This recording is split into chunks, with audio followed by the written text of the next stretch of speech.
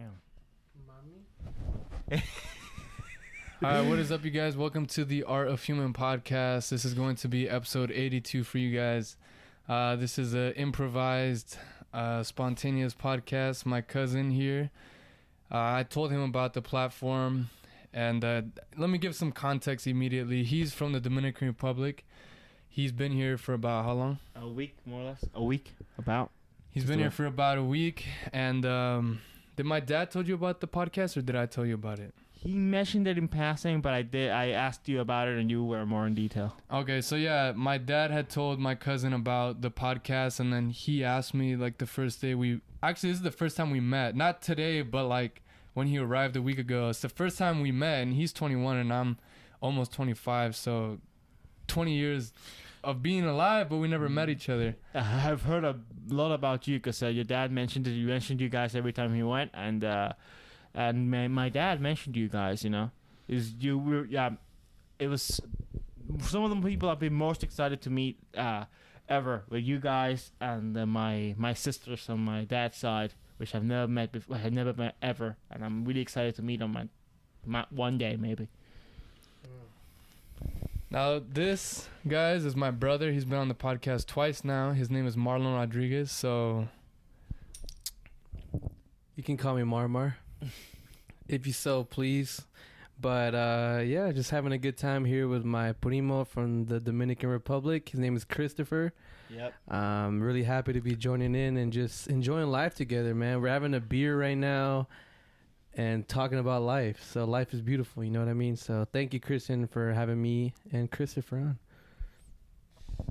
all right, guys. So yeah, usually the way we start this is just like by building context for the audience. So this will probably be I don't know, we'll just go with the flow, but we got another cousin downstairs. He didn't want to join the podcast, so this will probably be a little bit higher intensity, a little bit shorter of a podcast, because sometimes we'll go like 2-3 hours. That probably won't be the case this time. So yeah, let's just start off, you guys, by just building some context for the audience. So you already have the mic. How about you tell the audience a little bit about yourself, Christopher? My name is Christopher Rodriguez. I'm like about 21 years old. I am a 3-year law student from the Dominican Republic. Things are very different in DR from here. It's been a bit of a culture shock. It's not the longest I've been in the US so far, but it'll be the longest I'll ever be in the US by the end of my stay. I'll be here for about a month. And I wanted to have an opportunity to discuss the differences with Marlon and Christian, and I honestly just wanted to hang out. And it happened that I came to his house, and there was recording equipment around, and you know what? I guess I propose it would be a good chance to do it. All right, guys, that's some context for Christopher. And I guess from my side, well, I just met him, so I actually don't know that much context, to be frank. And I didn't do my research on this guy. Do you even have an Instagram? I have one, but it's not active at all. I don't really like social media in general. I use Facebook to see memes, and I use YouTube to browse stuff. I am not really a very social media oriented person in general. I got you. All right, Marlon, so you've already been on the platform a couple of times, but if you want to give some context for maybe a new listener and things like that. New listeners, welcome. But yeah, my name is Marlon. I'm Christian's brother. I'm like a year and 3 months older. We went to the same school. We went to Cal Poly Pomona, and honestly, I'm just enjoying life, living in the moment. I hope everyone is as well. I hope you're drinking water. I'm drinking a beer right now, but I'm gonna drink water. But other than that, I don't know how else to give background on myself. Water on it. Sorry for interrupting.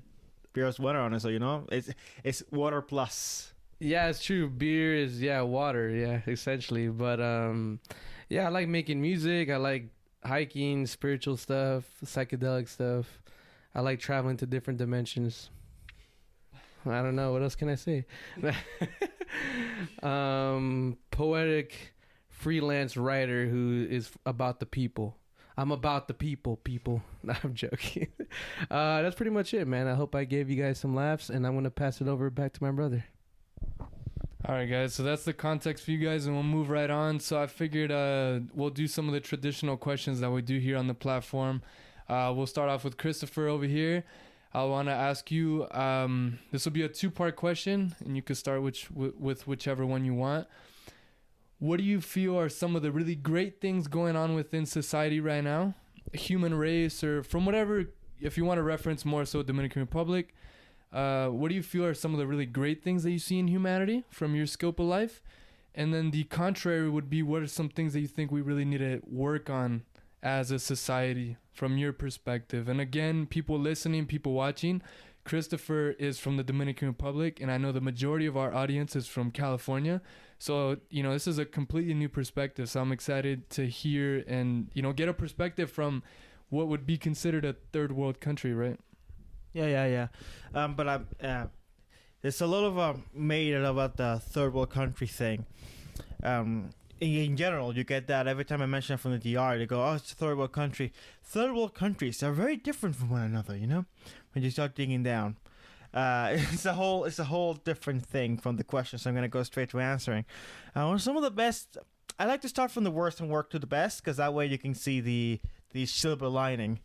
Some of the worst things on the world right now, there's obviously a lot of hunger, a lot of starvation, a lot of deprivation and need, as there always have been and will likely always be. As an unfortunate consequence of how human civilization works as a concept itself. But worst thing contemporaneous that I can relate to on a personal level, it's the overbearing need of a lot of people to politicize tragedy. And that's become more and more evident in the past few years, because particularly the United States has lived a very politicized time, very radicalized time. A lot of tensions boiling into frenzy, and that spreads. You guys, a lot of people in the U.S. don't realize that when you have chaos in the streets in your country, everyone's watching, because that's coming for us next. Because whichever tensions roll up into a boil here will be raised in countries like mine. For example, while you guys were having all sorts of political turmoil in my country, we experienced a lot of our own. We have protests regarding elections. We have protests regarding corruption and all that sort of average stuff. And although we haven't reached that level of high-boil culture war that you guys are going through right now, we're starting to see some of that stuff on my shores as well. In topics such as abortion, topics such as you will call it LGBTQ plus issues. They are important to me because it's kind of a big moment. I'm bisexual actually, and it's very few people know. In my country and even over here, I would appreciate if you don't mention it to your dad. He wouldn't take it too kindly. He might watch the podcast. I can't restrict that though. Well, it's fine. Might as well. But yeah, and it's really stopped. I don't really identify with the movement as people see it, precisely because I see it as the people abusing what I see the limitations that come with with the potentials of my sexual orientation for political advancement. And people don't realize how hurtful that can be, because ultimately, if the goal you're pursuing is a better life, what's the use of abusing an identity to pursue more power? Because ultimately, it's not a drive for better conditions, in my opinion. It's a drive for power. Greed in another form, manifested some other way, and that corrupts the body and soul, and that just disintegrates trust in each other. When we ultimately reduce politics, which is it's a body of political experience designed to kind of advance our existence as a society. We reduce it to a power game to become more powerful ourselves for our own gain, for our own uses, which we must always assume are not necessarily good. Wait, so let me get this straight. So you said that you're bisexual, but you don't associate to the LGBTQ community because you don't feel like it should be a political thing? Yes, I don't trust them with my voice. I don't believe that the LGBTQ community, you're saying? Yeah, the people are actually politically involved. They see themselves as a community, and they're pushing all this stuff. I don't identify myself with them because my sexuality is not a part of. It's a part of me, but it's not me. You know what I mean? I have more to me than my sexuality. Okay. And that when they I feel like they're trying to manipulate that little piece of me into. You want to say something? Yeah, sorry. No, go. Yeah. I wanted you to finish, but I think what you're trying to say also is how they're just taking your sexuality, and opposed to just taking it as a living thing as part of you, it becomes politicized into this whole. It becomes a tool for power. It becomes a tool for power, and that's to a certain extent offensive. You know what I mean? Mm-hmm. And I think similar to what you're talking about is how, like, in the month of June when we celebrate, right, LGBTQ communities, a lot of corporations, they start to just hang rainbow colored flags. Yes, but not necessarily because they care. And I think that's what you're referring to earlier as well when you said, it's like it's them trying to get power. And it becomes less about the identity or the reason why the whole thing started. It just starts turning politicized. Like his. No, yes, but not quite, because corporations use it for attention, right? And that's a bit even innocuous compared to some other people, because you might get the radicals, the people that really.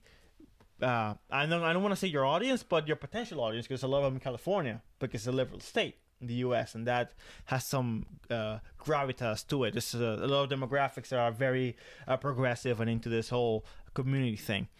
The more insidious part is the people that you think care about it the most are the ones that do the most harm, because they might ultimately not have the best intentions. They want to use their own orientation and the orientation of others and the real desire of others for change, for positive change, to get higher and higher in the political stack and implement ideas that might not be related at all to the issue, right? But that may ultimately be harmful. I would also say, though, that there's also the positive side. I mean, I don't think politics is inherently bad, because ultimately, I think, of course. Yeah, politics is like, you're basically, it's like a system in order to change things for the majority, right? So I think maybe in some cases the group thing could not be good, and oftentimes that could be a bad thing, because then people. Politics and group thing are not necessarily the same, and when you're trying to get rile up politics into a group thing, frame of mind, some people are really smart. Oh, we might be waking someone up. Oh, you're good. Some people are really smart, and try to do that in order to get their own political pet projects into action, and those pet projects might bring a lot more harm than mere social uncomfortableness about the issue of LGBTQ community, of LGBTQ orientations. So would you say I feel a lot more comfortable living in a society that might not see me the same way once and say I'm bi, but in which I can have a lot more freedoms to think and feel in whichever other way about all sort of other issues than a society that might be okay with me being bi, but might feel extremely upset about any other opinion that I hold. You know what I mean? Could you kind of summarize it? Sorry, I'm actually a little bit confused. No, sorry. Can you kind of summarize it just like in the most concise way you can? I'll laser point it. Because I was trying to get it in a roundabout way, but an issue I care about, and this my country's a big deal, is freedom of speech. I feel very identified with that, because I don't hold opinions that are conventional in my own country. For example, as a bisexual, I have opinions about sexual freedoms and stuff that in my country are very controversial. It's a very conservative country. And when I see people in the U.S. And other places around the world, places like Canada and many countries in Europe, pushing for limitations in freedom of speech, I imagine, what if the conservatives, what if the Christians in my country, the conservative Christians, hyper Christians, you know what I mean, in my country got some of the same ideas? What would they do? What damage would that do to the cause there? What oppression would I see myself under then? And kind of project that over to the other side. And that's what when you politicize it just so deep for some people, a sexual orientation, you end up with a lot of gut reactions. You end up with people trying to abuse the gut reactions, like the emotional responses of people, to get policies through that they might use for their own ends, for nefarious ends. So then, to go back to the question, so right now you're going over the flaws that you see in society and what we need. Yes. Do you think? So what is it exactly that we need to improve upon?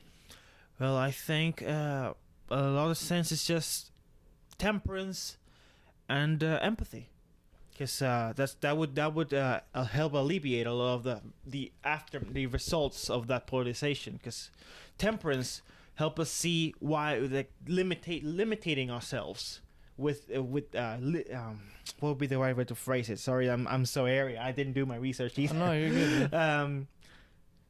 Temperance, the fact that you understand the empathy to understand why others feel the way they feel about you and about the things that you might think or do, and temperance in the sense of once you understand the other person, the person in front of you, and their intents and wants and needs, and their thoughts and where they come from, you understand that even if you have the power to attack them and bring them down, you mustn't. It isn't something that will bring you any good, and then the other person will remember.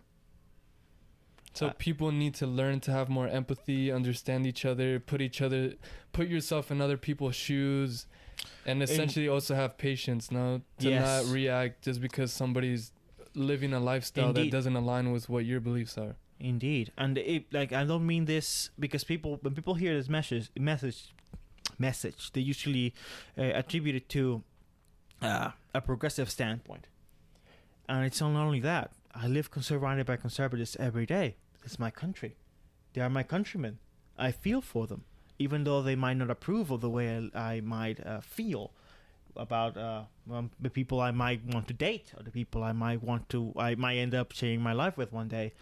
I understand the importance of seeing myself in those shoes and understanding why they think that way, where they're coming from, and understanding that their feelings, even if they don't agree, even if they don't like me for what I am, I have to see myself as I understand where it comes from, and it shouldn't. They are legitimate to a certain extent, in the sense that I have no right to deny them to them.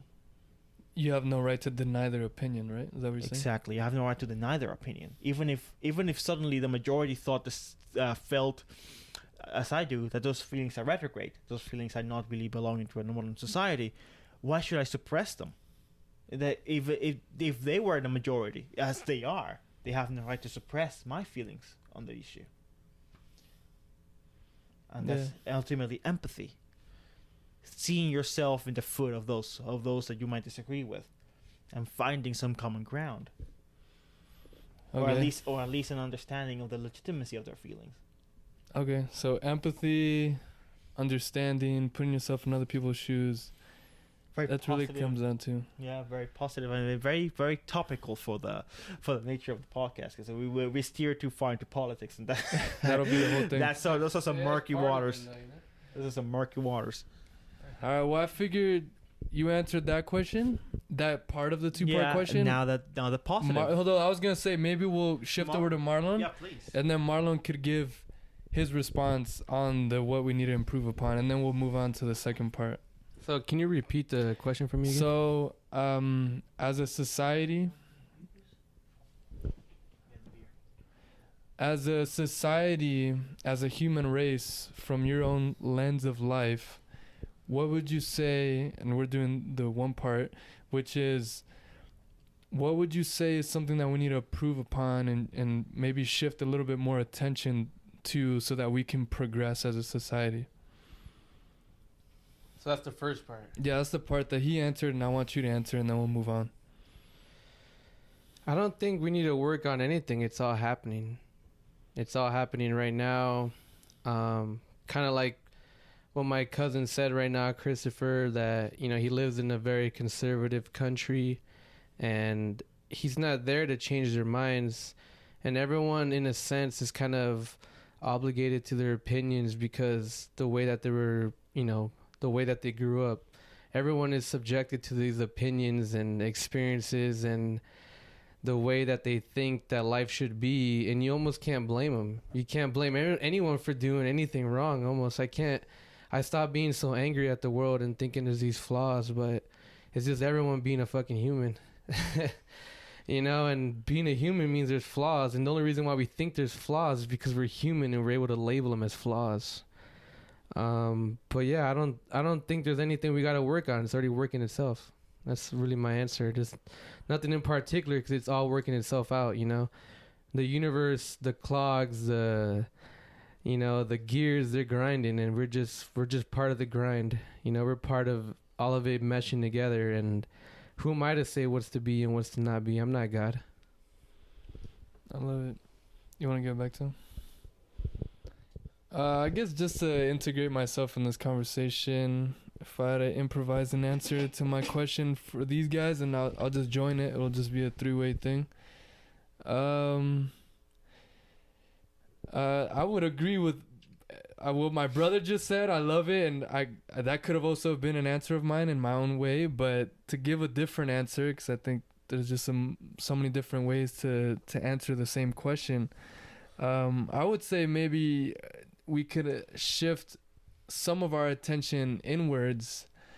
Just like this Shaolin monk that I like to follow. You can look him up on YouTube, Shaolin Temple Europe, and you'll find this guy. I forget his exact name, but he kind of used that analogy or that metaphor of like switching your eyes inwards, right? Like not physically turning your eyes inwards, but it's like the idea of just being more introspective. I think if we were to shift more of our attention inwards, then we would come to realize that the most, at least in my opinion, the way in which we could be most impactful to the world is first by really looking inwards and really just making a connection with ourselves and really kind of like going to what my brother's saying. It's like everything's just gonna kind of happen. Like there's so many things that are out of our control, and you kind of have to just kind of let them be. And by looking introspectively, you can realize the things that are causing you pain, and you can realize what's creating my life to be chaotic, or this feeling of always being unstable, possibly, right? Not everybody has that feeling. But by turning your eyes inward, you can just be in a more peaceful place. And I think inadvertently you're going to create more peace in the external world once you've been able to find it internally. And that's my answer, one of many that I can give. Let's go on to the second part of the question, which is, what are some of the... Actually, you know what? Let's just skip that and let's just go to the final part, because I feel like it's almost the same thing. What would be your message to the human race?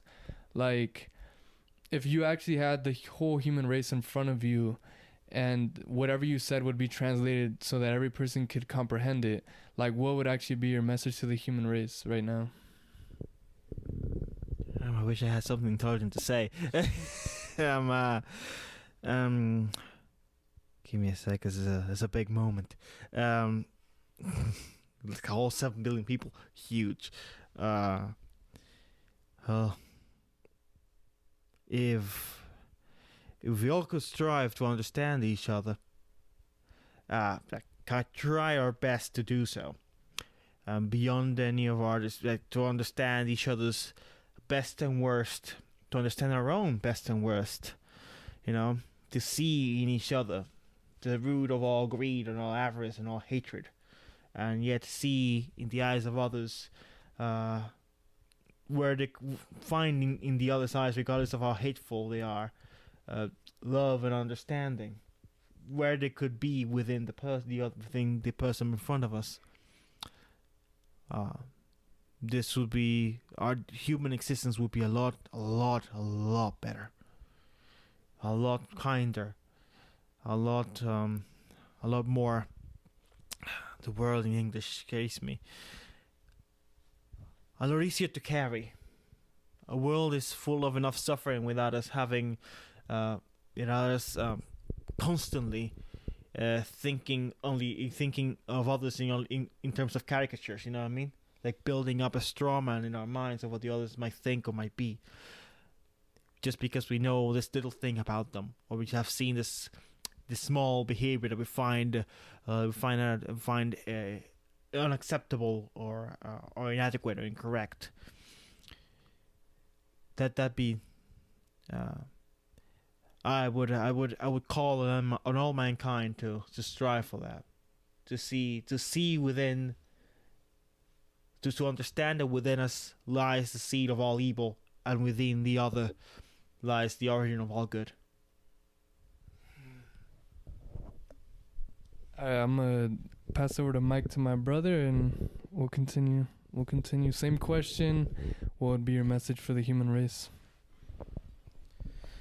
The message to the human race is that I guess a lot more is achievable right now than you think. World peace is achievable right now. World hunger could end right now. You know, people can be more understanding right now. And I say right now, that's kind of like the emphasis is right now, right? So that's what I mean. World peace is capable right now. We're just kind of programmed in this society to believe that it's not possible for us to all come together, right? And it's kind of ironic because I feel like everyone just kind of wants a little bit of human empathy and love. So yeah, I guess it's kind of a loaded question, but world peace is possible now. We can all be honestly living in a freaking utopia and living it up. It's all possible right now. It's just human ego seems to get in the way, and the human ego though has kept us alive. So I guess you can do with that with what you want. Thank you, Marlon. Thank you, Christopher. So yeah, for me, I'm not too sure how many times I've answered this question. Maybe only like once. Maybe this would be the second time only. But I don't know. I just feel like it is a very deep question in a way. And I guess I haven't. The last time I answered this, I don't know that I truly like try to like legitimately like I have the whole human race in front of me. You know, what would I actually say if that was, you know, it seems like such a hypothetical, but like if I really put myself in that hypothetical, like what would I actually say? Like, cause that would be interesting. I would say what's up, honestly. Like it sounds kind of funny, but it would be, I would actually probably wouldn't take it as, I'd probably have a lightness to it. Like if I really had the whole human race, like right now this is a live feed and everybody had a monitor and everybody was watching me, like I would literally probably first off just say what's up. Like it's frankly a hilarious scenario. I mean, yeah, it would be actually kind of funny if I had the attention of every single human right now on me. Like what up? Yeah, that's really the way I'd probably start it. Like I'd be like, what's up, everybody? It's your boy, Christian. Nah, probably not that part. I would probably be like, yo, what's up? Like, this is a really cool moment. Like, I don't know. It's like crazy to think that like, let's just pretend the three of us are in front of the whole human race. That might make this moment kind of funner. A podium at this.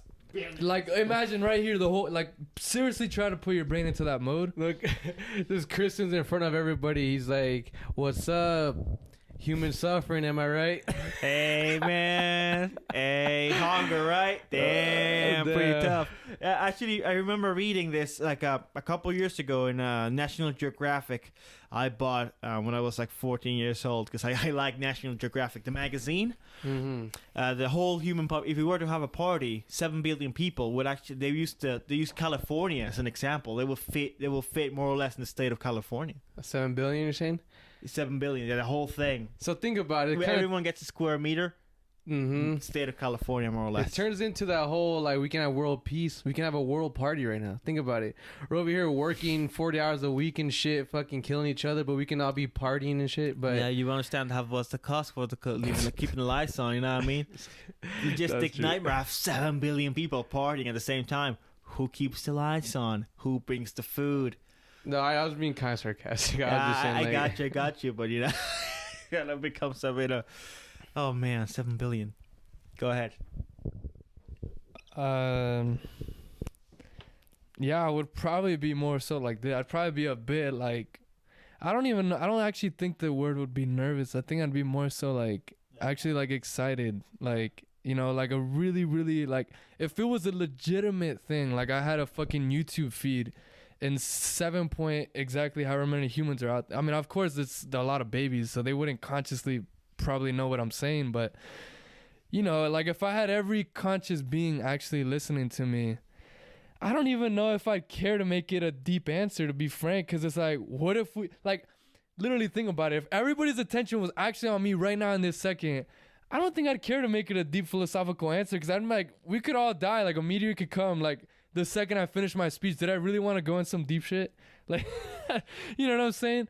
Like, or do you want to die saying you're? like, yeah, it'd probably just me. Like, it would kind of be unfortunate if it, like, it'd be kind of cool if like somehow we could all communicate at the same time, but it would have to be deeper than words. Like on some serious shit, we could somehow 7-point-something billion humans actually somehow connect. It would have to be something beyond words because we couldn't all blab at the same time and actually make a connection. Like I think the only way we'd actually be able to all connect at the same time is if we all like held hands. Like seriously, if we made a giant fucking circle and every single human grabbed hands, and even the ones that are babies, like you just put a hand over them. Just imagine that feeling. Like on some real shit. That would take a lot of coordination. And I say that working in events, you know, just getting two kids to be in the same area at the same time. Like, imagine the whole world holding hands. Like, in theory, it sounds cool. In theory, it's like, damn, I want that. Have to set that up. No, but think about it. Like, 7 billion humans cohesively holding hands at the same time. That sounds like a nightmare. Like, it sounds like people would be like, oh, well, do we hold hands now? And then everyone would hold hands half, and then the other half will stop holding hands. And they'll be like, no, hold hands at 3. You know, I feel like that's what all... I imagine it would be more of a gradual process because you just start with one person holds hands for like a year, and everyone you take everyone else to hold hands. Like hold these hands, hold this hand now, and one by one. I think my brother said, you know, we just need to all just touch. We all need to give each other a huge hug. Imagine everyone hugged, like, oh, come here, you bombed my country, come here. Just kidding. Yeah, I think if all humans were to like collectively just come to like you literally like we all just came to the same place. Like I don't know how much space is needed for that, but I'm sure all humans could fit on one continent. Like I'm sure the actual Pangea. area space for 7-point-something billion people would not be that much.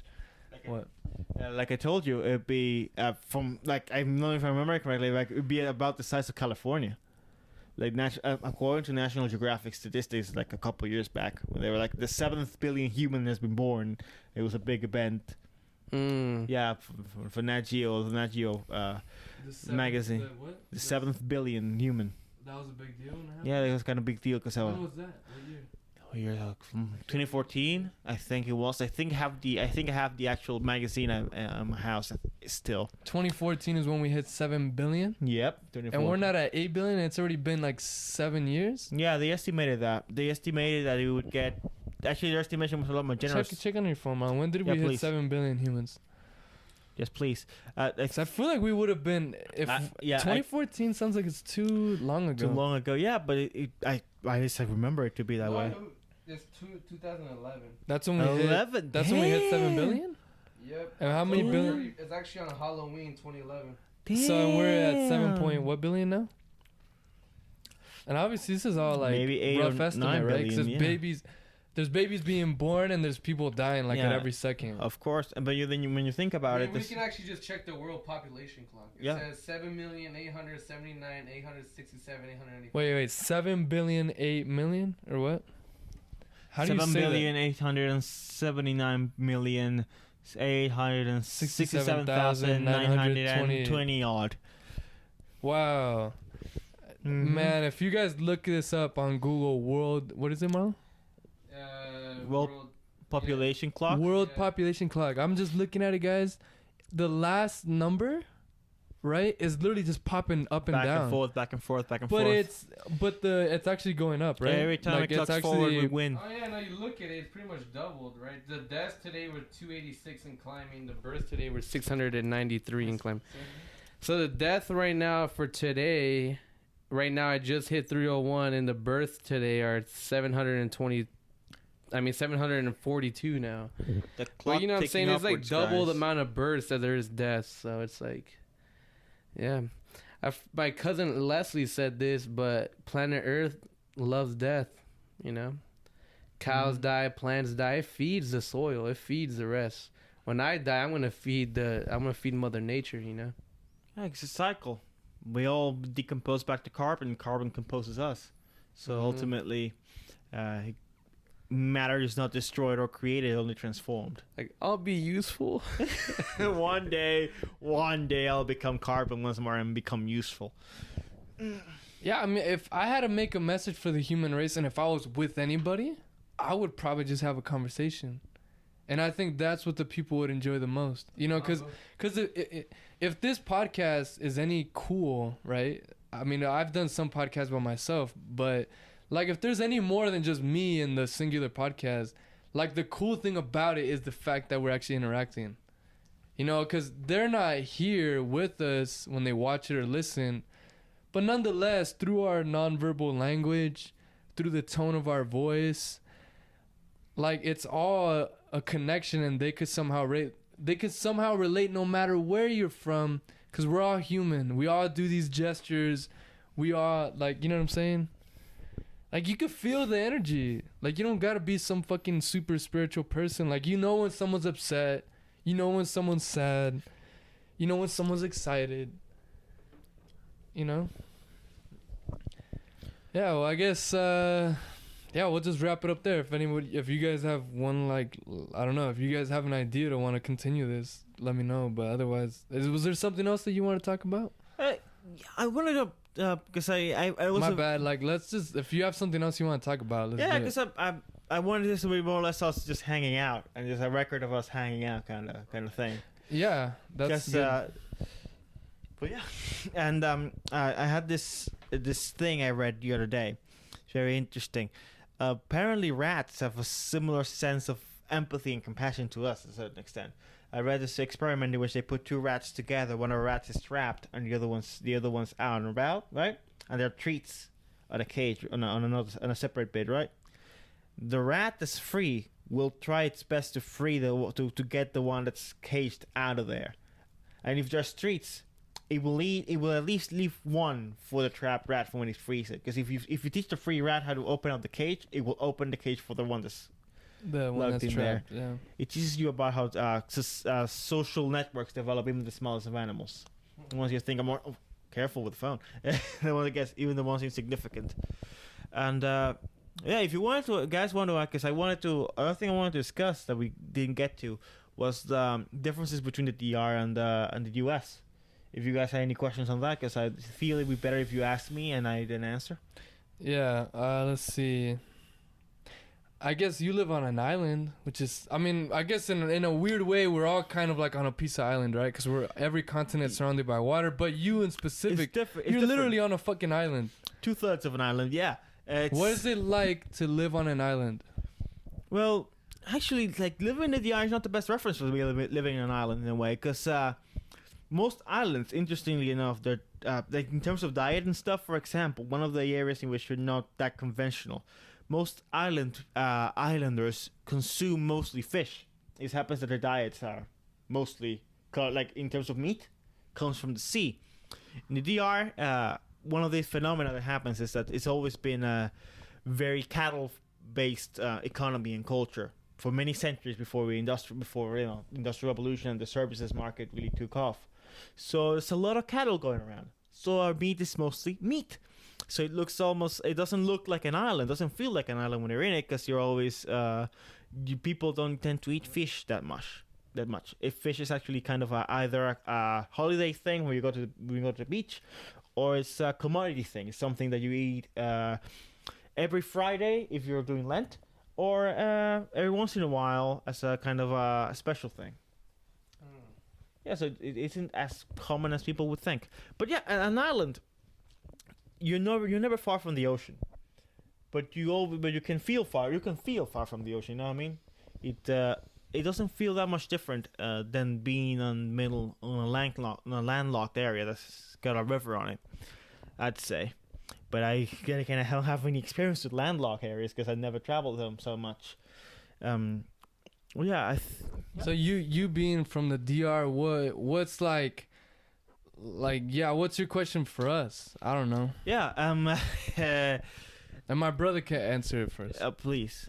What should my question? What question would be? You guys speak Spanish. But you don't speak Spanish that often because it's only your mom and only people that you know, like from Mexico, speak Spanish. You mostly speak English. How does it feel when you speak Spanish? What's your process in your mind? Does it just come naturally, or do you have to do any other things in your mind to make it work? For me, at least, it depends on the sentence. So if it's something where I've said multiple times, then I'll just say it. But it's something where I have to put more thought into, then yeah, as that sentence implies, I have to put more thought into it. So I have to think a little bit, you know.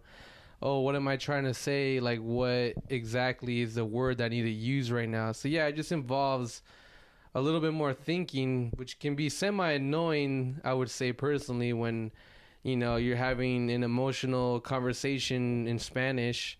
And I mean, I grew up learning Spanish and in English, but, you know, I know more English now. So I would say it's slightly frustrating to have that little moment, at least for me, where you have to think for a split second about, you know, what am I going to say next, or what is the right way to say this word. Which it might be similar to you, Christopher, when you speak English or something. You know, you might have you speak very fluidly English, but I'm saying, like, you might have a split second where you're like, oh, how do I say this? Or, Yeah, you know, the word in English kind of doesn't appear in my mind, and I know the word in Spanish, but I can't really say it because I know if the audience knows it is Spanish, for example. Yeah, exactly. And it's just a slight, I would say it's like a slight hesitation, but mostly because you're just doing the math. You know, you're like, oh, you know, you're trying just to translate the word, kind of. Yeah, you're just translating. Like, literally, you're just translating.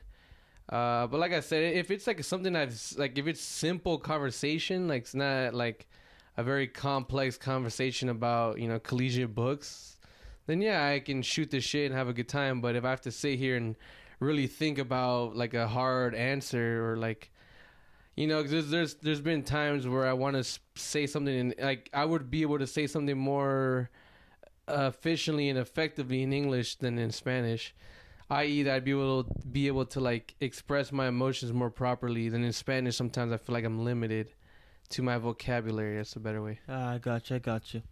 I used to feel the same way in English, but I still feel that same way in English a lot of the time. But what has helped me a lot is English is the lingua franca of the world. So you happen to speak a lot of English from people that from all over the world, and you practice English through that.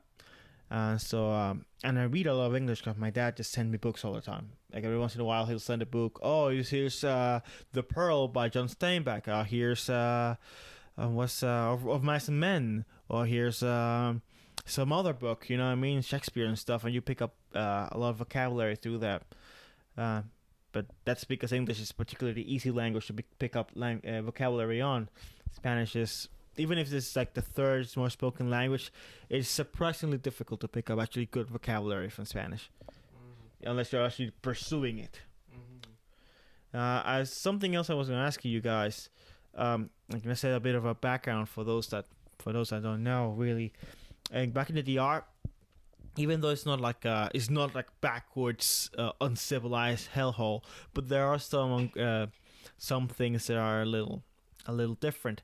For instance, how often have you guys experienced blackouts? Like where the lights go out? Lights go out, there's no electricity, nothing.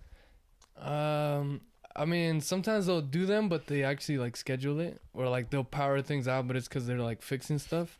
But in terms of like where it just goes out like spontaneously, I feel like we used to experience that a bit, like when we were little. I remember it would happen like at least once a year, twice a year maybe. Oh. But it doesn't happen. You know, electricity usually is pretty good, at least where we have grown up. Yeah. And I imagine some people in the US have some experience with blackouts, but not like once a week, if you're lucky, kind of blackouts. Back at home, we get those. My area is pretty good for electricity, actually, in terms of in the country. And there are some 24-hour areas, but it will go out without warning at least once a week for about at least an hour. It's gotten better. It gets worse every once in a while. We got a power inverter at home, so we don't feel the blackouts anymore, but they happen. And in some areas of the country, there's simply no electricity. There's about, if I remember correctly, there's about 200,000 to 300,000 people right now in the country that don't have access to electricity. And there's another question I wanted to ask. Not really a question, but something I wanted to like present. Maybe you guys have an opinion on that. We back at home, we don't get warm water on tap either. That's something that really, it's a bit of a culture shock because it feels like more of a resort thing. Because back at home, if we want warm water, if we want hot water, we warm it up on the stove, and then we cool it down with cold water from the tap. If we even get that, that's another question entirely. And then we bathe with something to like hold the water over us and stuff. But that's how you always shower? No. Well, depends on your position actually. I don't, because I get actual shower in my house, and the water, we have a reservoir underneath our apartment complex, and it's mostly works fine. Mostly, if the pump damages or anything happens, that's where we bathe. But normally people have to wait until the water comes in, and they have to haul it in like buckets or big containers, and that's how they bathe. They get a bucket of water, full of water for whatever they have it stored, put it in the bathroom, and that's how they bathe. Yeah, me and my brother actually have experience with that. Because we used to like kind of hop around different trailers or RVs. Yeah. And we would basically do that. We'd literally like warm up like hot water in the biggest pot that we had. And then you had like those buckets that you can buy at Home Depot. And then you had like regular temperature water, and then you'd put the hot water until you got the right temperature. The temperature, yeah. And then you just do the cups. And I remember Abuelita would bathe us right here, and she would just get cups and like, you remember that? Yeah, I mean, we would be in the bathtub, and yeah, she'd use a cup to like pour it on us. But yeah, I mean, generally speaking, in the United States, you can turn on a shower and put on hot, and it'll be hot, or you can go to a public bathroom and it'll be hot or cold, and you can choose between the two, In terms of like taking a shower with buckets, yeah, I mean, my brother had both done that in the sense where, yeah, we've had to heat up water multiple times, especially in the middle of the winter time, and heat up buckets of hot water and throw it on ourselves. And yeah, I mean, but generally speaking, in the United States, yeah, I would say you can generally just turn on the water. It definitely is a luxury definitely is a luxury. You don't, that's stuff like that Americans wouldn't think about every day, like, Yeah, because it's like this hot water on the tap. Of course there isn't. No, I'm just like, no, not necessarily, no. Marlon, would you have any question like for him, considering like he's coming from somewhere different? Would you have any question that you think might be like stimulating for the audience to hear about? I don't know, just like through your own kind of thoughts.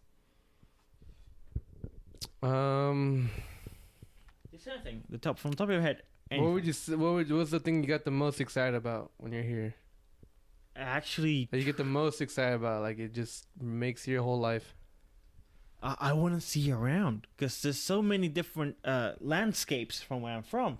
One of the great yet ultimately you get tired of it things in my country is there's a lot of lush forestry and a lot of nice beaches, beautiful beaches, and so when you're there for a week or even for a month or several months, it's great because look at all these beautiful look at all this green grass, look at all these green trees, and look at all these beaches, the crystal clear beaches, and look at all of this and that, and it's great. But then you spend 21 years in it, and you it's great, but let's see what's over there, you know what I mean?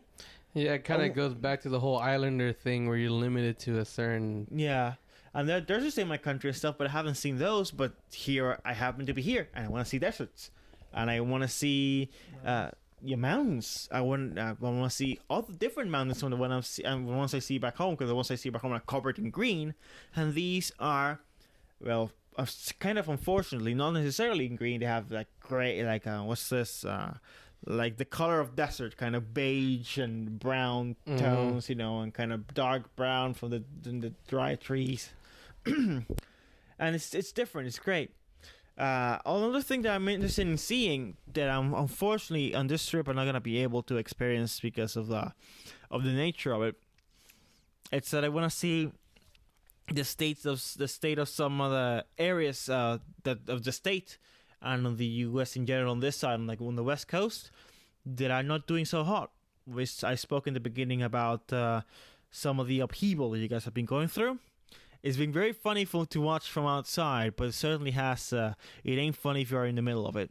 And I would have liked to see some of the areas in which that has been concentrated. You know, kind of see it firsthand. You know what I mean? Feel a little bit of that. You're saying like you want to feel the first-hand effects of the politicized BS that you've been seeing in the United States? Yeah, I want to go down to places like Berkeley. I want to go down to places like Portland, where there's been a lot of tension and upheaval, exploding. What do you want to see from there? Like specifically the exploit or like the how it's faring, how it's doing, because I'm really curious, and I want to see it firsthand. It's like from the internet, on screen, it's very hard to empathize because it's essentially pixel. It's essentially light that you're interpreting in your head. There's several degrees of separation, but when you see it firsthand, you can generate a real impression. I found that to be the case quite a few times. I would say a lot of the time too, with at least American news, they tend to take a picture of the right moment. You know, they took a picture of the right moment when Portland was looking like ass.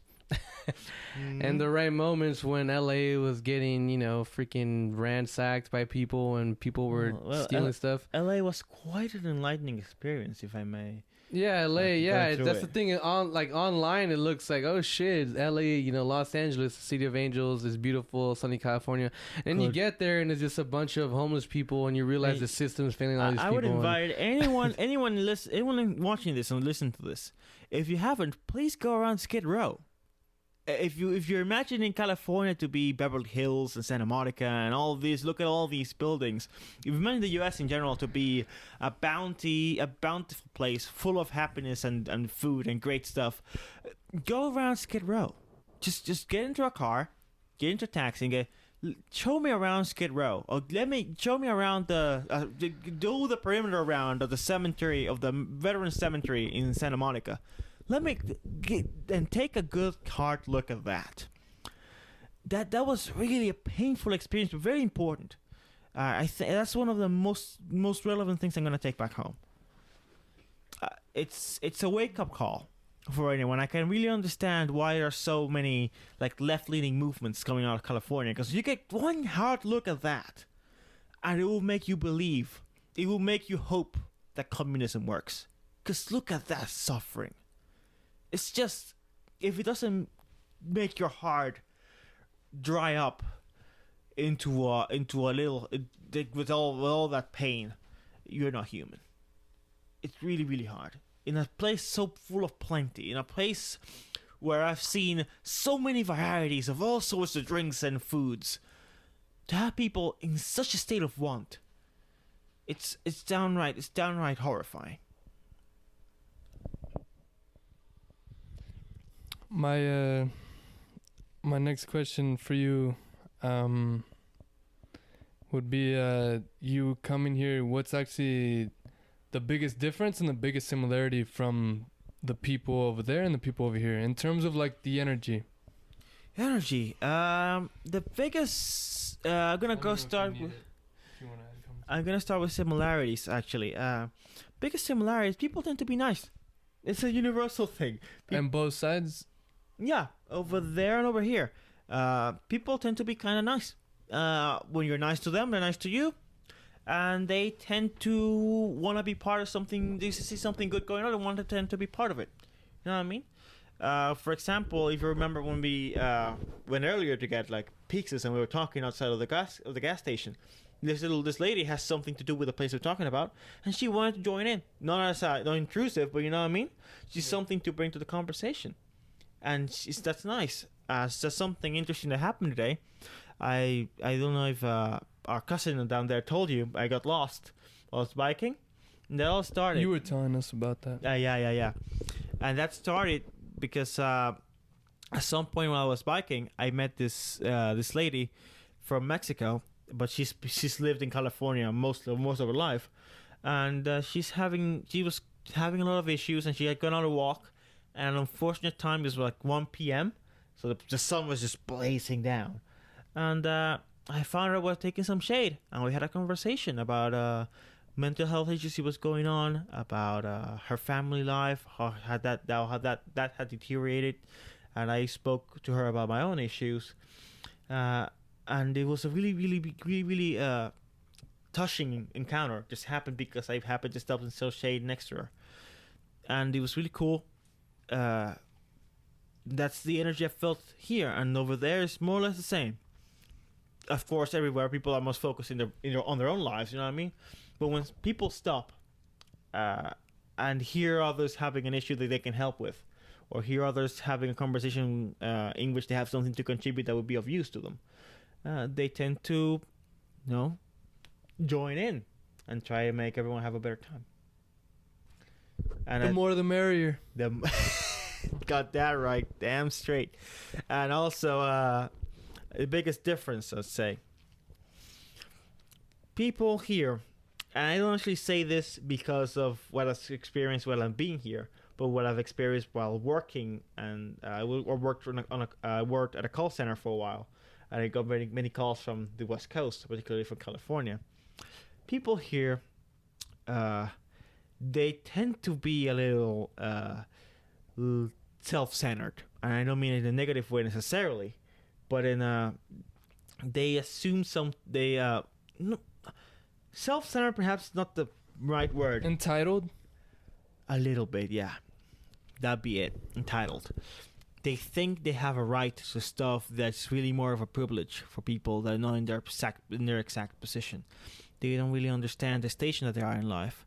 And I think that's a general thing for all of us, but there are degrees to that. And I think that Californians have this little bit of, in general, I mean, generalizing, and in a great scope, but they have this sort of sense that they have their things are supposed to be a certain way for them. If they're not that way, then the universe and God is failing them, kind of thing. Yeah. And whilst back where I'm from, you make do. If there are no lights, you turn on whatever light source you have, and you just keep on doing what you have to do. If there's no water, well, you make do. And it's not like you're happy about it, you know what I mean? It's not like a merry-go-lucky, oh, woo, yay, no water got here this month because the water supply is failing, yay. No, it's not that, but it's not like you're bitter and resentful, you know what I mean? It's not like you hate whichever deity you believe in because suddenly this is happening to you. It's not like you're gonna eat out the fucking sorry for the curse word, by the way. It's not you're gonna eat out and abuse the customer service person that's trying to solve your issue because suddenly your washing machine doesn't work right. I think what it is, I'm just throwing it out there, but I think what it is like you guys are dealing with like legitimate problems that affect you, and if we're looking at things from like that hierarchy, Pavlov's, what's the name of it? What's his name? The hierarchy of needs. The hierarchy of needs. Yeah. When you look at the hierarchy of needs, at the base you have the biological needs, right? You need food, you need water, shelter, and then it comes to like relationships, etc., and then self-actualization. Like we're in America, not to say that there isn't people who obviously there's people homeless. We're just talking about that. There's some people that are in this country and they're fucked. They literally don't even have the basic needs. But there are some of us that do become entitled because we have the shelter, we have the food, we have all this accessibility. I mean, we could literally pull up a Postmates app right now and get literally almost anything you could think of. We can get it delivered. Fucking like it's crazy. But then in the meanwhile, there's people like in your country that the lights are going off like multiple times a week, maybe even multiple times a day. I knew someone who was in Africa. Their fucking roof is falling apart and they got storms, and so literally all their shit's getting wet and they're literally just trying to survive. They're not trying to, oh man, I can't sleep tonight. Literally fucking water's destroying all their furniture, all their shit. So they're literally just trying to fucking survive. While we're here and we're just making complaints when we have so much shit to be grateful for. So it's like, but we don't have the perspective. And I think that's where you guys could have an advantage possibly because you have humility. And to have humility and to have gratitude is more than anything. Because you can have all the luxuries in the world, but if you don't have gratitude for what you have, then you're not truly appreciating it, and you're likely not even in the moment. Because I think being in the moment is actually being gratitude, Yeah, and to add on to that, we were... sorry. to add on to that about people, not being grateful. Because right now, what I notice, I wouldn't even say it's just California. It's people in the United States in general. They think that United States is the world. They think about the world. They think about just the United States. They have a lack of perspective. The idea of the American is someone that knows nothing about anywhere else other than the U.S. and doesn't know where the country's at, doesn't know anything about, thinks English is the only language worth speaking, that kind of stuff. Mm-hmm. And it's a just general idea that strife grounds you, and the need to know makes you aware of the existence of the world around you. And so when you're in the U.S., you don't need to know about anything really other than the essentials of work and the essentials of your surroundings in order to have a very comfortable existence. You know what I mean? Yeah, I do agree. There's barely any strife. If you play your cards right, there's barely any strife, and you don't need to know about what's going on anywhere outside of your neighborhood in order to have a fulfilling and very materially successful life. I get what you're saying. You're saying they don't even have to, look outside of their own box or their own perspective because they're living a comfortable life. It's like, why do I need to go ahead and look outside of this perspective, right? My life is good. My life is perfect, and the country's good, and I don't care. You know what I mean? I don't care. I don't have to engage with whatever's going on in whatever the bumfuck country. Because U.S. is doing good, me doing good, my house is clean, my life is good. I don't need to know about what language is living bimbo bumbo. You know what I mean? Yeah. And to a certain extent, you get to understand. You go back to what I was saying in the beginning. You have to understand where that comes from. Because if my country was going through the same situation, I would likely have a similar opinion. Because it's another human being that's having that perspective. Yeah, it's like other parts of the human race just I would say they're evolving in a society standpoint where they're finally having those types of conversations, i.e., like you said earlier about abortion and sexuality and gender, gender identity. Like you guys are having the same conversations where you're saying like you're having the same dialogue, right? Like you're having to deal with the same thing. So it's almost like, I told my brother that right now as humans we're going through our own evolutionary process, but it's that of the mental and emotional, societal, opposed to before it was more about the physical, right? We had to worry about getting food, getting water. I mean, we still have to worry about that. And electricity, like, the power goes out, but it's a lot less like before. It was literally like if you didn't kill a fucking animal that day, you'd go home hungry, So now we have times to actually sit down and actually having to like rationalize what the hell is going on. Almost. We're involved in discussing the limits, the actual boundaries of our interactions with each other, and the power that we give to institutions we create. Mm-hmm. And it's been a constant dialogue since time immemorial, but we're getting into the finer and finer details. Mm-hmm. And we're going through the philosophical questions and trying to move that into the political. Like, what does it mean to live? And therefore, when is it acceptable to terminate a life? For what reasons? You know what I mean? And that's death penalty and abortions. And it's the two different debates that stem from the same philosophical question.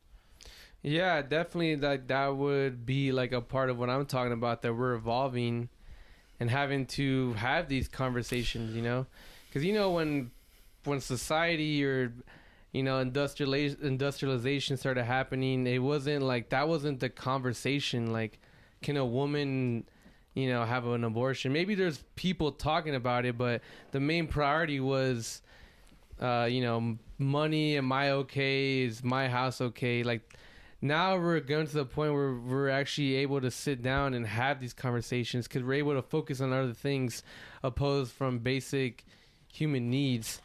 And I like that question, like, what does it mean to really live, And Mm-hmm. we're evolving that answer every day. And I think it's like, for example, like the 40-hour work week, typically what people work in the United States or something, the people work 40 hours a week, maybe more. But it's like, is that what it means to live, to sell your soul to a corporation and just work for them? Like, is that what it means to live? I think the answer is no. The reason why you're working for them is to get the money to be able to actually live, right? Yeah, because you're making is basically you're converting your time into money, and basically what that means is the time you have sacrificed to working for whoever you're working for, is translated into a currency. It's basically a stationary form of time, because that you can then expend in actually doing things that you like to do with your time. That 40 hours. Stationary point of time. I like that. Yeah, I like that. It's crystallized time. No, it's true. It's the same. Yeah, it's true. It's similar to almost like music, right? Because when you make music, you're trapping a point of time, right? And it's similar into like money, right? You're trapping a point of time into a form of like currency. And that's the whole thing. Like people can that's the whole thing. The reason why it's messed up, because people are just cheating the game. You know, some people are literally wasting their time, not wasting their time, but working a majority of their lives in times when people are just cheating the system and literally doing 30 years worth of work overnight or something by not following the same rules that the rest of society is following. So it's just like a thin line between like, yeah, we should follow rules, but you got people breaking the rules that are making way more than you or doing more than you. So it's like, is there any rules? The rules are in place, but is it like, you know, like a good example of that is like how when police pull you over, right, they give you a ticket. But who's the ticket for? It's for the people who don't have money. Because you know these people who have millions, billions of dollars, they're not worried about a speeding ticket, let alone if they get in an accident, crash the whole car. All these millionaires, billionaires will be able to wipe it off. So that's an example of how, you know, that like certain things are made for people, is made for a certain different, like the higher ups. It's not made for the everyday person. You know, like I said, like the money thing was a good example. I mean, the ticket thing was a good example. Like the ticketing is not for rich people. It's to keep people like us down. It's just ironic because then you look at the police department, especially in the United States, right? If I remember correctly, like they used to be called Slave Patrol or something like that. That used to be the name of the police in like the early, like in the early 1800s or something like that. Like it was called Slave Patrol. So then it's like now we're just all modern day slaves to corporate society and capitalistic America, which capitalism seems like a beneficial and like resourceful way of living. And then people try to deem communism or socialism or anything bad, but it's like, why do we still object? Why are we still like confining the things that have been? You know, it's like we're not evolving. Like we can do a new form of everything. Why does it have to be, oh, it's communism, oh, it's capitalism? Why can't it just be a new thing? You know, we're so stuck on the old. That's almost. an interesting question. You know what I mean? You know, it's an interesting question in the sense that I think I can bring a little bit to this, because one of my hobbies is actually studying political theory on the background. When you know, and it lends itself because I'm studying law as well. That's one interesting question. The matter with capitalism, socialism, what are these the options that we have on the table right now? Is that through a process of elimination, these are the options that we have been reduced to, by essentially looking at what else is there and deciding that it's not the best.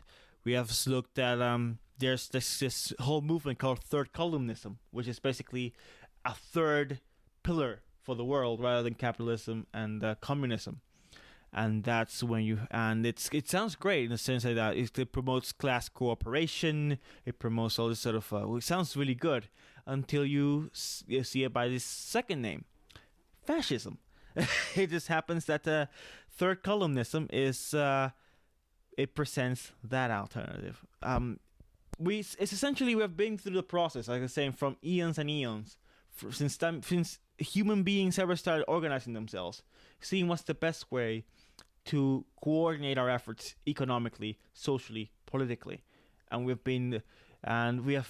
through elimination, we have arrived at the most successful one we've ever be able to derive. The most successful one we can derive with our current understanding of how our relationships work and with our technology, which is at this time capitalism.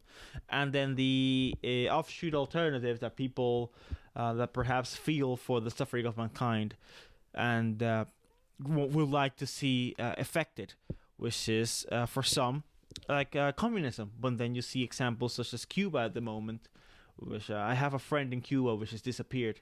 He's imprisoned by the authorities, and I from here I call. I doubt anyone will call, but I wish he was freed, and then no harm came to him.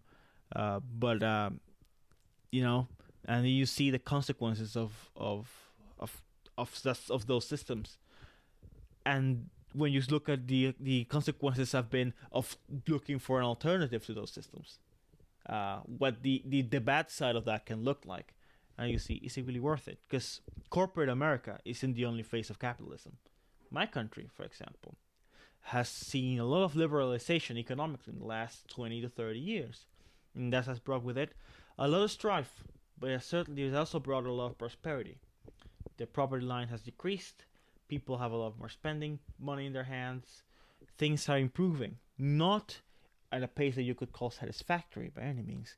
There's a lot of suffering. There will always be a lot of suffering, and it's one of the constants of life that you ought to accept. But we're looking to minimize it rather than eliminate it, because the elimination of suffering, to pursue the elimination of suffering as a final goal, would bring with it a lot more suffering than anyone would be willing to withstand themselves.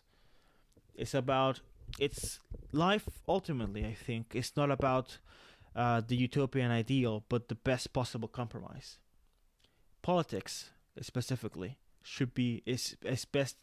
Time in politics is best invested, I think, looking for the best possible compromise rather than a specific, final, perfect ideal. Because a perfect ideal would come with prices that perhaps that no human being should be made to bear. Yeah, I agree with everything you said, and definitely a lot of it, what it ties down to, I would say, is like the 1%ers, the people, right? The way that it's working is not working as it's intended. Is people who have millions and billions of dollars literally watching the rest of the world suffer. That's kind of like the byproduct of capitalism, right?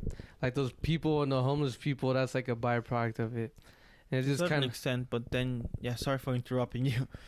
Yeah, but to a certain extent, but then you also have to analyze how many people are homeless in the United States versus, because people tend to look at the. So I think it's a great mistake to look at the divide and think that the existence of that divide is in itself an evil. But then you have to look at how the common man lives. What are the comforts of the common man in the United States? The average person. The average person in the U.S. lives a very comfortable life. And I don't think that the existence of the 1%ers or the existence of the homeless itself is an evil.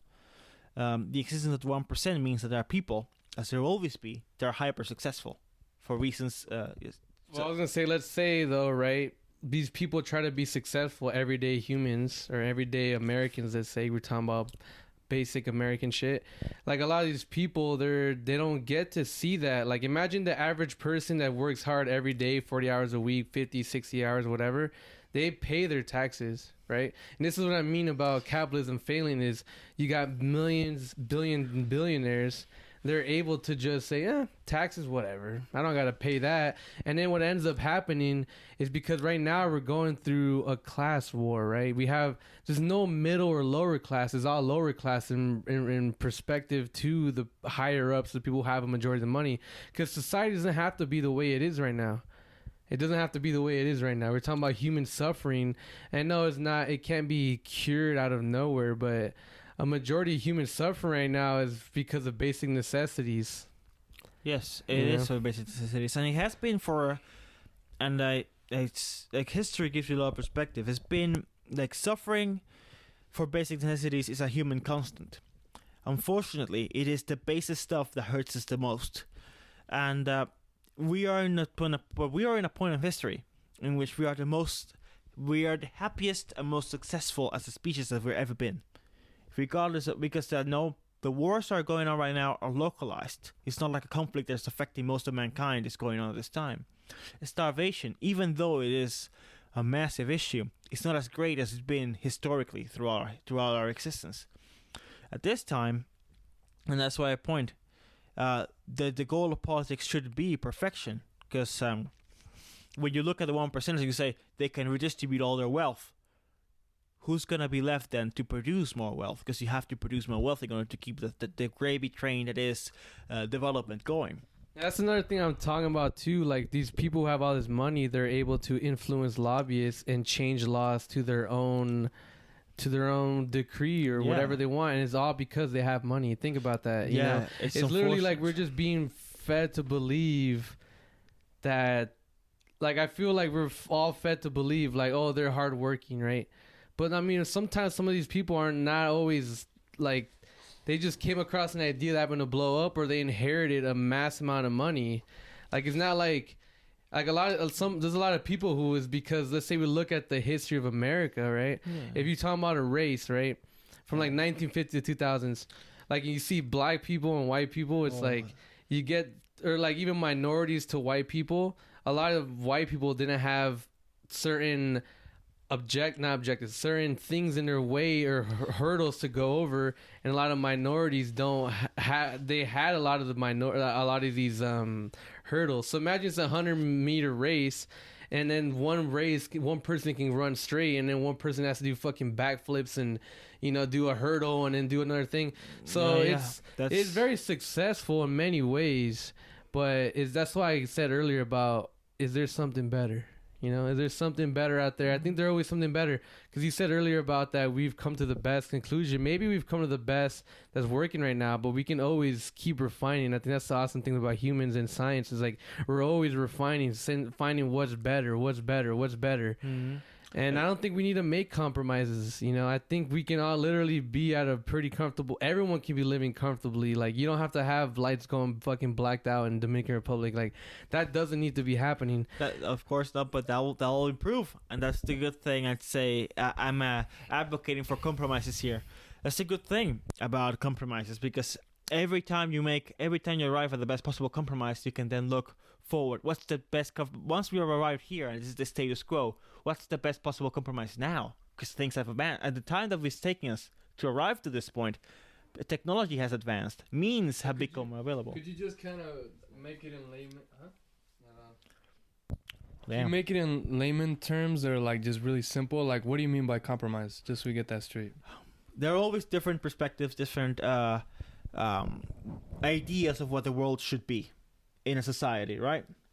There's always people that there's always people that hurt a lot. There's always the crying hearts, and I'm one. You know what I mean? I was talking about Skid Row. That really, really, really scarred me for life. I don't think I'm ever gonna forget the things I saw downtown LA. And the same way that every time I look out, I'm going in a bus. Well, what passes for a bus in Santa Domingo on my commute to my university, and I saw the window or the door, and I saw the slums extending for miles. That kind of shit marks you know what I mean? But also, there are those that are cold-blooded, cold-hearted, and look at the hard, cold facts of the matter, and I can see their perspective, and I can see where they're coming from. And sometimes the inequality is unfortunately a constant of humanity. And let me finish. Let me finish. I see you reacting really quickly. Oh, no, I was just gonna ask you. Yeah. Don't worry about it. And then you see those two sides. A compromise needs to be arrived to, because those two sides dream of different utopias, of different perfect worlds. A world without any suffering, without any want or needs, and the other, a world of perfect success. A world where it's essentially driven by whatever's most successful, screw everything else. So you're saying a middle ground, pretty much. A middle ground needs to be achieved at some point. Middle ground based on what technology do we have? How many resources do we have? What can we do to improve the conditions for the average person without sacrificing the conditions that generate that success? Yeah, I mean, the middle ground thing is for sure, right? Like, I mean, we all have different opinions. We all have different shit. So, like, yeah, it needs to be a middle ground. Yeah, I mean, what other way is there gonna be? Everyone the middle ground. There's always the middle ground needs to move forward. Yeah, exactly. Because that middle ground. So essentially, when you say compromise, you're just saying we all have to come to some agreement. mutual agreement. You're gonna disagree with part of the agreement. I'm gonna disagree with part of it, but there's gonna be some This part is the that we best agree possible thing that we can that do. we could all collectively agree, get behind disagree on. at the same time. Yes, we can get behind on this and Yeah. move things forward a little bit, and then once we have, We're just been making there- the baby steps, basically. precisely baby steps forward, bit by bit by bit, because that's the only way you're gonna get sustainable growth. Otherwise, you're gonna end up with the killing fields or the Yep. concentration camps. Yeah, because people are trying to make drastic, Radical change towards one direction or the other always Mhm. ends with a lot Instead of of corpses just- and nothing done. Instead of just maintaining the balance and then slowly making that movement. Yes, consensus politics is called, and a lot of people that are like really hard left will, if they're watching this, will likely groan at that, but because it's like a traditional liberal standpoint, consensus politics, moving things forward bit by bit and getting sustainable, permanent progress, something that we can call an actual outcome that hasn't cost us corpses and yet is worth sustaining and fighting for. You know what I mean? It's a very realistic way. Like, I mean, I they shouldn't say that. I guess it's almost like giving me airs, but kind of. No, it's practical. It's It's a prac- practical what you're saying. It's a pragmatic. And it's something, way to yeah, see it's practical politics. and it's just realistic. Mm-hmm.